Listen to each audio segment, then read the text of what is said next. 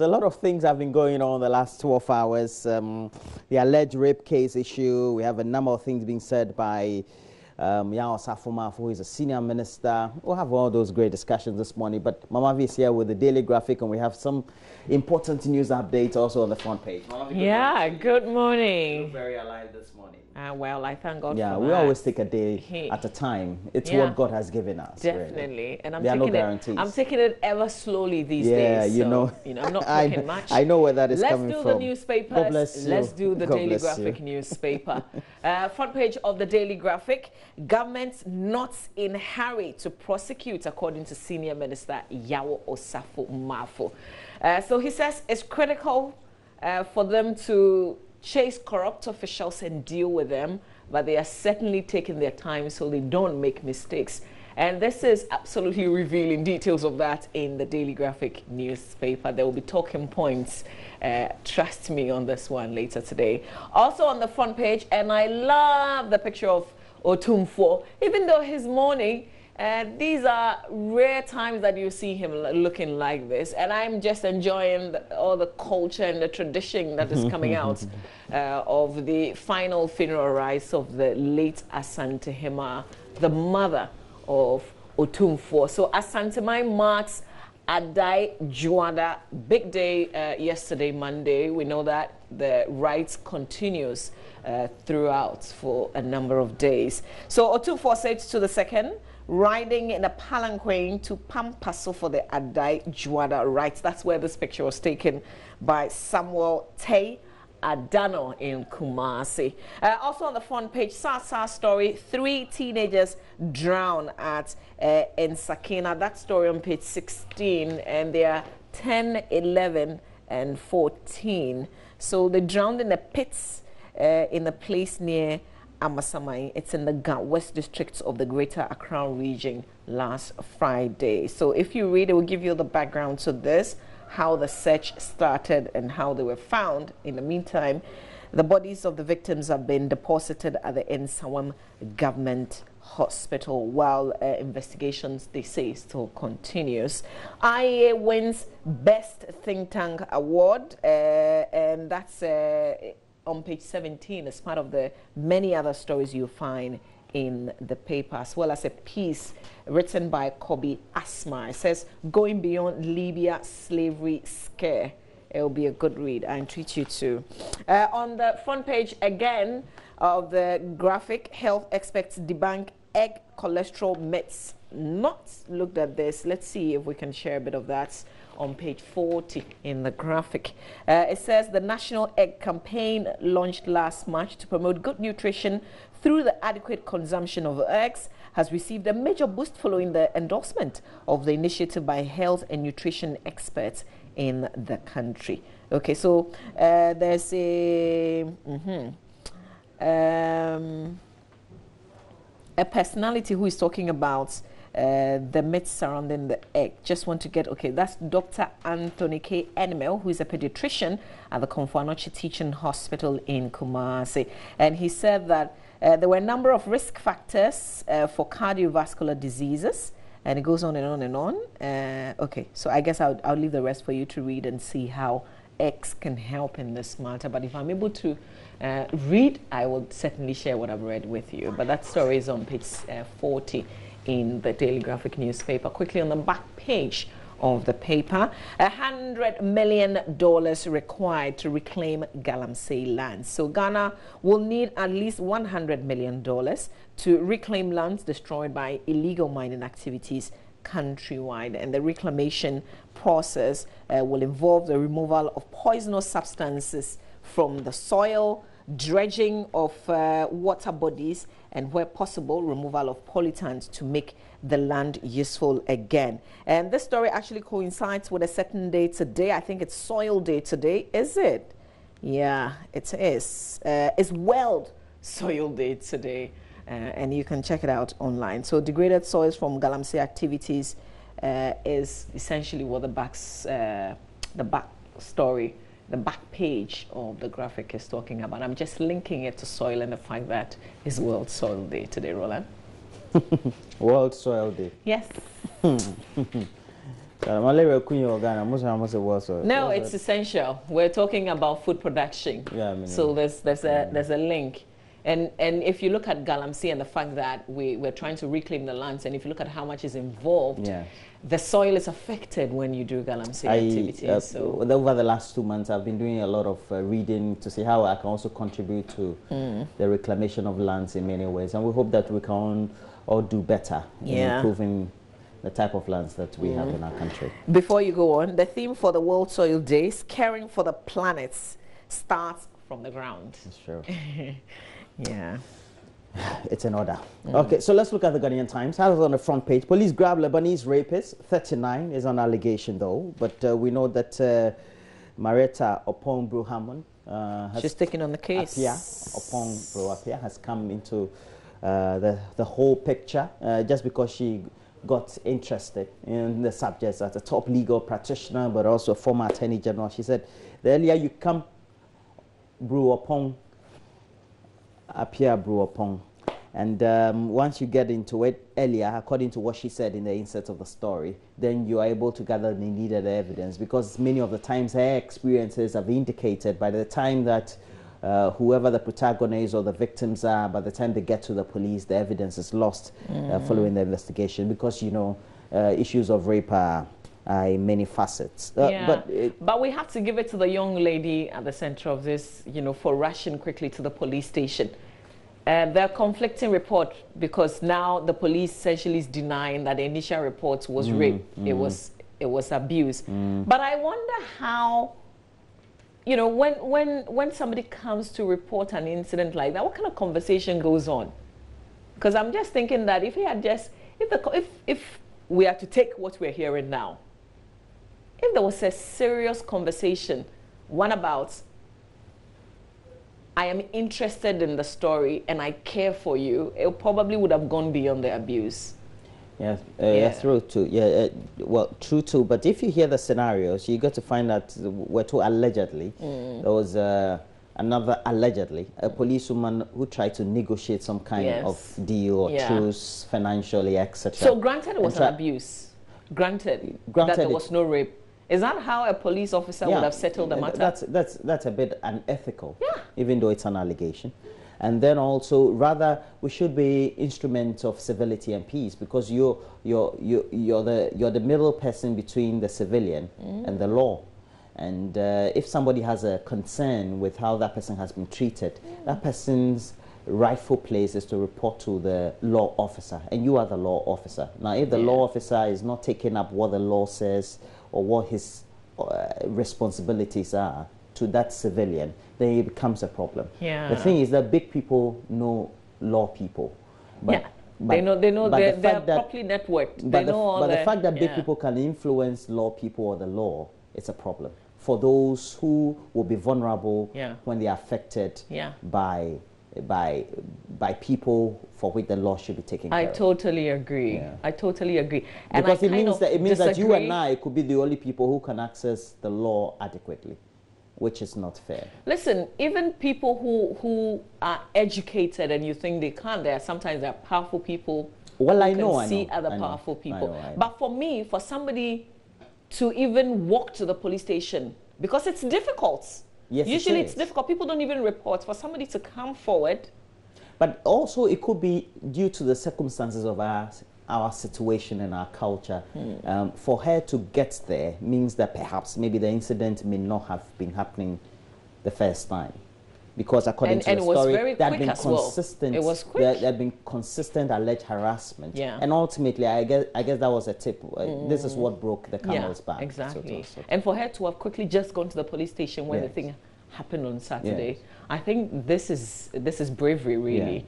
And I think following when she went maybe to the father or the parents, then they went to do the other one, because then, if you don't go report that one, they'll say you went to report only harassment or perhaps. But I also think that it was perhaps because of the kind of reception that they received. That's why they didn't go all out to give all the details. So the police, instead of quickly, you know, trying to pull yourself out. And I don't like it when the police, I'm sure he's a police commander, say that he's interrogating. We need like a committee to properly investigate this. I'm not talking about IGP level. It could be on at your level. Well, but you shouldn't be interrogating. Like I really don't like that. Well, I think this one is just a normal case. And the thing is that it was not treated normally. Yesterday was Monday. This happened over the weekend. Saturday. Yeah. Police should not be gathering things by now. You should have done it. If this had not gone on social media, would they even be talking about it? It did go on social media. That was the first point.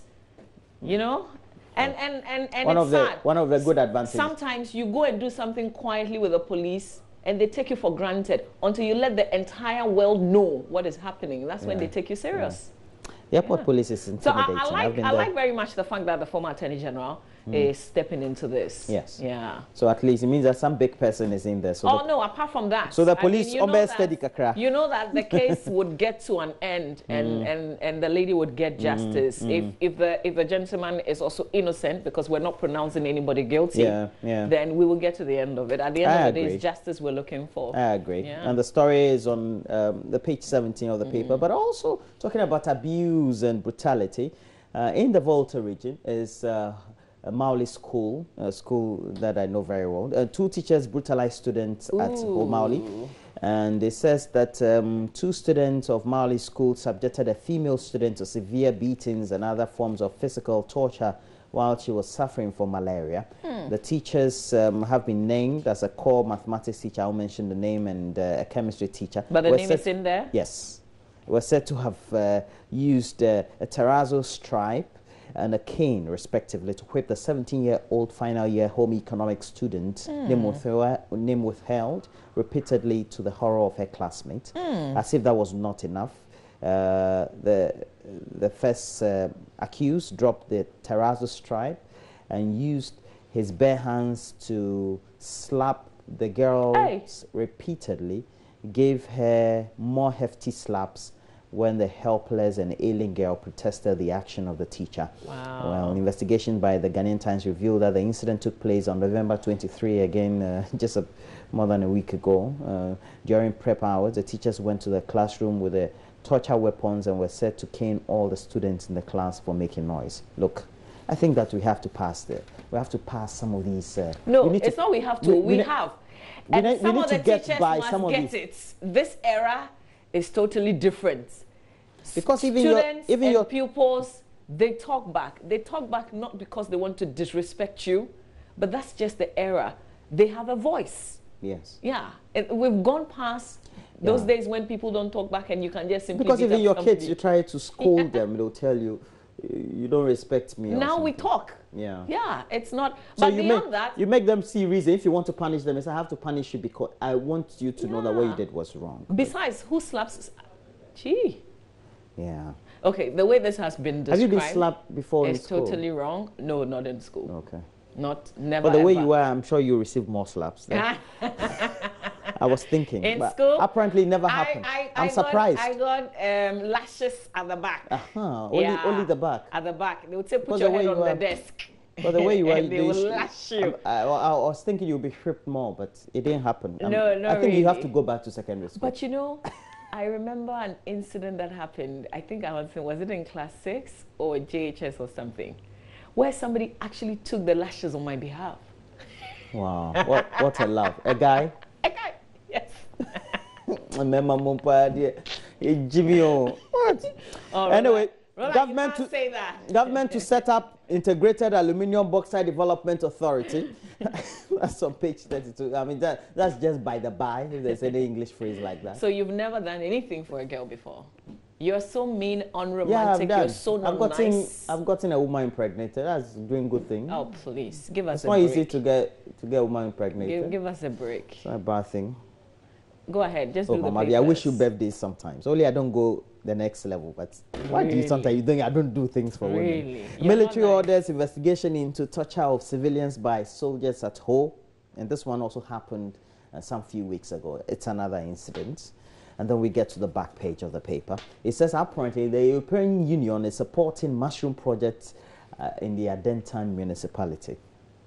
It's not for laughs. It's a serious mushroom. And then we have government to set up Integrated Aluminium Bauxite Development Authority. Hey, we're back here again. This is a big one. Since Nkrumah time, we've been saying this integrated bauxite aluminium. I've been hearing it since. I know it will come to pass. No fears.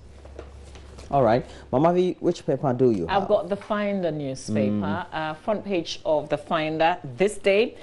Government to lose 13.6 million Ghana cedis monthly due to reduction in levy on diesel and LPG. Story on page 2 in the Finder. Also, Agogo begs president to tackle Fulani herdsmen problem, and we have to get to the bottom of this. We've got to seal this. It keeps coming. We keep quiet about it. But that does not mean it doesn't happen. It's only because the media shines the light on the situation once in a while, but the situation is very much alive. Government must ensure that this whole Fulani situation, nomadic herdsmen situation, we should find a solution. Yeah. It's almost as if we don't know what to do, but yes. I'm sure that there's something definitely. That's why we pay people. We pay people to think and we pay people to fix problems. And this is one of the crucial problems that must come to an end soon. Ghana-Israel partner for agric transformation. Also another story in the paper today. Premix fuel diversions accused OMCs suspended. And President Akufo-Addo joins thousands at Asante Hime's funeral. But this story on page 2 about the amount of money the government is losing because I thought was price stabilization in terms of diesel and LPG. But story said that it is estimated that the government will lose 13.6 million Ghana cedis every month due to the reduction of 7 pesos in the price stabilization and recovery levy on diesel and liquefied petroleum gas LPG. This comprises 11.9 million Ghana cedis directly from the levy on the 2 products and 1.7 million Ghana cedis from the special petroleum tax, which is charged on all taxes on petroleum products, including the price stabilization and recovery levy. Yeah, we get it. But those of us who also use petrol, I think we're even more, aren't we? Yeah, we also need some stabilization. So keep the figures. I'm sure government knew what they were getting themselves into. Well, yeah. So, yeah. Well, there's a reason why petrol users don't have it now. Because you have more. So don't tell us how much you're losing. It's not like don't tell us how much that's it. There are other stories in the Finder, by the way, that you can check out. The thing is that we have to be paying realistic prices. Which one is realistic prices? All right. You see, interestingly, when the world market prices are going up, then you begin to hear, let's pay realistic prices. But when they're coming down, you don't hear anybody say realistic prices. Yeah, that's just my observation. As consumers, we're worried. So let's look at the Daily Guide. It has on the front page, no escape for thieves. Now that declares, we talked consistently about the assurances from the president and our senior minister, etc. We know it's a whole anti-corruption week that has begun for Monday. And a lot more to think about. We have a Lebanese arrested for raping house girl. We're told the gentleman is only 39 years old and allegedly raped the lady. Otumfo fires gun to Mon mother. Jospon signs water treatment deal. Akati Farms boss picks doctorate award. And I know one of the daughters. Okay, Aisha, good morning. I don't know whether you're in Ghana or Malaysia or America. So Roland and your connection. Oh, no. This and one the is, people you know. This one is some... You are highly connected. Old-time friend. No. I'm not highly connected. And now let's look at the center spread of the News One pullouts of the Daily Guide. So we have VVIP boycotts. Shatawale shows cause for prayers for him. Now, the man is a hitman, man. Yesterday I was watching a couple of his videos. So you know, and he said apparently that he was supposed to perform. He was supposed to perform after Samini, yeah, and then he performed before Samini. So that was the whole workout thing because there was an arranged lineup. He decided to bridge because he be Shatawali. But you know the excuse that he gave. But I remember there was an incident in Cape Coast, and he didn't perform because the lineup was changed. Something like that about Shatawali. But the excuse he gave was that, was it last year or 2 years ago? Please, if I get the date wrong.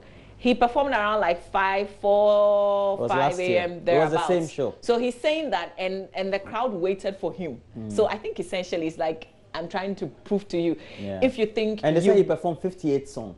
If you think you are heavyweights, the crowd will wait for you. And it doesn't matter what time you perform. You know, this year he has over 100 songs out. He doesn't do albums. He does the songs so they're all like singles? Like every day he's doing songs. By the time you get up... So what, he doesn't have an album? Is that it? No, he doesn't. He doesn't really. These days, who does an album? No.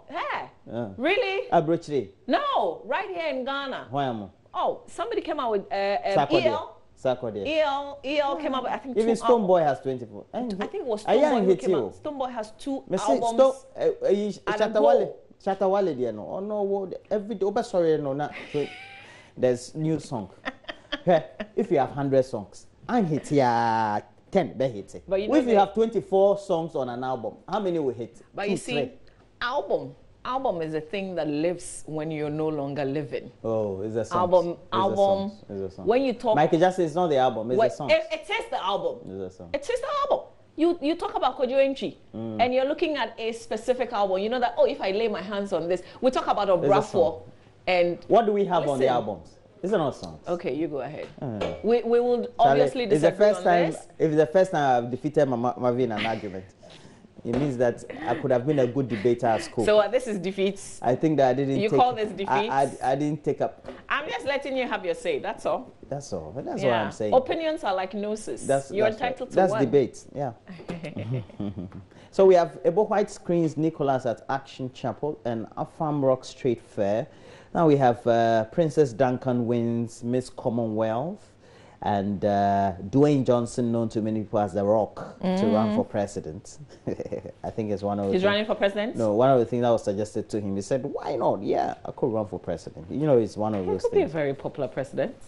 I mean, look at Trump. It was, you're fired. Yeah. And Trump was like, joke, no, he's president. Yeah, but he had political ambitions. Yeah, Kwabena has launched his 5th album. It's titled Ashesi.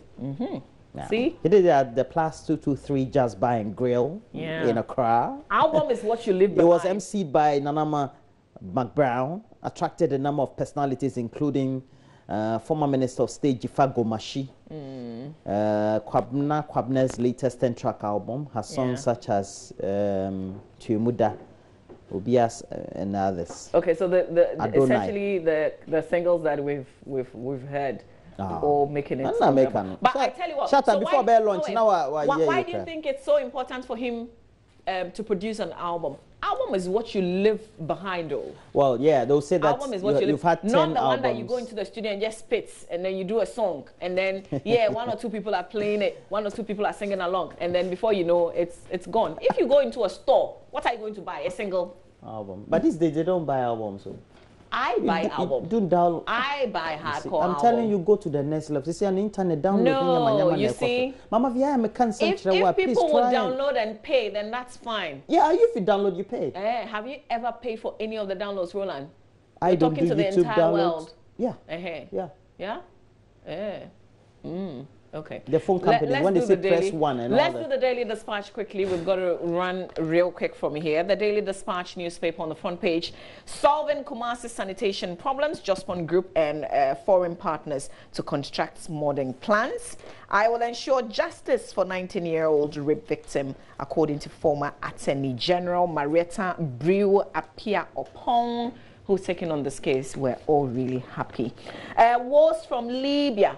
Can you imagine not taking your bath or brushing your teeth for 3 years? Apparently, that's a story of one of the returnees sharing details of that in the Daily I've covered them before. I think I've covered them thrice. Yeah. Charlie, play no mono. Yeah. Enough said. And they take them straight from the detention camps or where they're supposed to be put together before they bring them to Ghana. You should just be happy you're back home, man. Yeah. I said I've known 2. One went back. Back to Libya. Most of them really go back. All right. Yeah. So we have few. Sorry, let's look at. Benedict. Is Benedict around? Yeah, Benedict is, but I don't know he's where back has from he been? Germany. Where has he? He went to Germany? I think so. Or he went to Russia? He's wearing German shoes. Ghana has not qualified. No, but for some reason he probably thought that we would be in one of the groups. Have you seen the graphics? They said group of death: Ghana, Italy, Holland. those that did not qualify. Ghana, Italy. They've grouped us. That's fair. Well, farmers demand, that's on Business and Financial Times, farmers demand clarity on multiplicity of agricultural initiatives. So we also have $11.5 million sewage wastewater treatment facilities for Kumasi, just spawned Hungarian firm partnership. We also have 6,000 startups to benefit from free entrepreneurial training. On the back page, though, we have Vodafone wins big at UK Ghana Chamber of Commerce Award. You have a picture there of Gerhard Mensah. He's the Director of External Affairs of Vodafone. And then we also have Heritage Bank to thrill customers with exciting Christmas package. Mamavi, Justice Beidou has won an award. Yeah, we were counting down to this. He won the 2017 Food Sustainability Media Award by the Thomson Reuters Foundation. He won with his story on food wastage in Ghana, shot in the Bnok regional town of Techiman. He joins us via Skype from Milan in Italy. That's where he received the award. And you remember, Ronald, there was a recent award organized by the Media Foundation for West Africa. I remember where Seth Kwame Boateng won big. Justice was nominated as well. Okay. But you know the way they say, and then it swept, but it was big. And I am proud and happy because I think for once in a very long while, I didn't just talk, I voted. So congratulations to you, Justice Beidou. Thank you, Mama. How was the feeling like? Did you know, because you put something on Facebook before the awards? What was going on in your mind? What were you thinking? I've just had one Italian guy tell me that I should say to you buongiorno, come stai. Before we begin the interview. Do you understand that? What does that mean? It means good morning. How are you? It's a shame, eh? It's a shame. I don't yes, understand that. yes. Mama, it's just about 8 a.m. Here in Milan. I'm just waking up from. It went deep into the night. Did you even sleep? I don't think I did. Tons of messages coming in via WhatsApp, Facebook, email from all over the world. I think it's been amazing. And this, for me, is the biggest journalism prize that I'm seeing at the biggest stage I've been on yet in my 7 years career. And so, yes, it's been a fantastic feeling. And thanks to, again, all of you. We work with at JoyNews. Last night we had people like American economist Jeffrey Sachs saying that the sort of work that people like us at JoyNews do is the sort of work that journalism should be all over the world. So what does this mean? Are you staying in Milan or you're coming back to us? Yes, so the awards itself is part of a bigger conference that is being organized by the Barilla Center for Food and Nutrition. It is in Italy and in Europe one of the biggest food and nutrition think tanks. And so the Thomson Reuters Foundation joined with them to organize these awards. And so the conference itself ends tomorrow. We are back in Ghana from Thursday, and then. There's a 10,000 euro prize for this. I beg, I was waiting for that. Is it in cash? So I meet you at the airport before Shelley does. I'll be there. You there? So. Listen, Justice. So, yeah, we're so proud of you. We've got a couple of trainings at the Thomson Reuters Foundation in London coming up.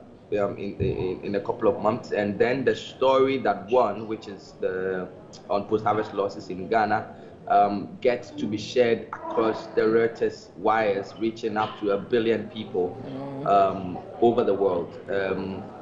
This competition received entries from big journalists around the world, people from the New York Times, the Washington Post, the BBC, and all of them had. In fact, the photographer who won in the photojournalism series did a story on obesity around the world for the New York Times, and so it was huge last night. Yeah, I can imagine. And it's in your face. Charlie, it's as if you've been living in Milan for like forever. You look fresh, super fresh. I guess it's because of the award. So we'll see you soon back home, Justice. Enjoy it. You deserve it. You work so hard. You go to places that most of us don't go. You do so well, and I think that your works really, at the end of the day, is the works that would speak for you. And in this instance, it absolutely has. So congratulations to you, on behalf of all of us. Enjoy it and come back and share the money with us. It's our award. It's our award. Essentially, I mean, I think that there are people who never get mentioned on stages like these. Yeah. The people like the cameramen, the people like the drivers. People like the video editors, the graphic designers who work day and night on backstage, the producers, people like yourself, who at the end of the day put the story on TV for our big audience in Ghana and across the world to see. People like you, a lot of the time do not get mentioned on stages like this. It's as if we as journalists just get up and do the stories, but doing a TV package it's more than just. A lot of people. It's more than just one person. Finally, Justice. Finally, I've said Shelley. I'm sure people are wondering who Shelley is. So, what was the first thing that Shelley said to you? We've been on the phone all night talking, and Kwabena, my son, he's always not sleeping. He's even on normal days he doesn't sleep. He's always happy and excited. And last night, it's as if he had seen for an 11-month-old boy. He knew what was happening, and he was super excited over the phone. And Massa, come back and come and do your shift so Shelley can sleep. That's Justice Baidu. He's our colleague who's just won big in Milan. And congratulations to you, Justice Baidu. Thank you very much, Mr. Roland. Okay, please, watch it for me. There's a watch it joint around here. I beg. Can I say hello to my family in Italy? It's a shame that I don't even know how to say good morning or thank you in Italian. Yeah. Oh, it's which city are you in? Hey, Roland, wait. Go ahead and talk again. Boy, I don't even know. All right. Oh, so we have to do sports. Apparently, we can't do. It's Reggio Emilia. Yes. Is there any place in Italy called Reggio Emilia? Oh, he will not know. Italy. Well, so we have to call it a wrap on the review. Unfortunately, because sports is up, and Benedict also has. How is that unfortunate? We've had a fantastic, awesome time. For more news, just log on to myjoyonline.com and you're good to go. And Benedict also is back from Germany. And did he go to Germany? Germany. I'm saying that he went to Russia. He was hoping that for some miraculous whatever, Ghana will be grouped like, Ghana, Italy, Holland. Charlie, which country again didn't go? Benedict. Ghana, Italy, Holland. Which the other group of that? Effective the day. South Korea. I told you I'm supporting Iceland from the very day we begin the Russia 2018. Well, Benedict also be up. Where's Kwesi Nyantakyi, by the way? He's around. Did he go to Russia? I'm curious. I think he can go. He can go because he's a CAF vice president. Charlie works that way. In that capacity. Benedict Owusu and his people were writing the stories by Charlie. Benedict, we miss you. It's good to have you back. He's on right after this with detailed sports. Stay with us.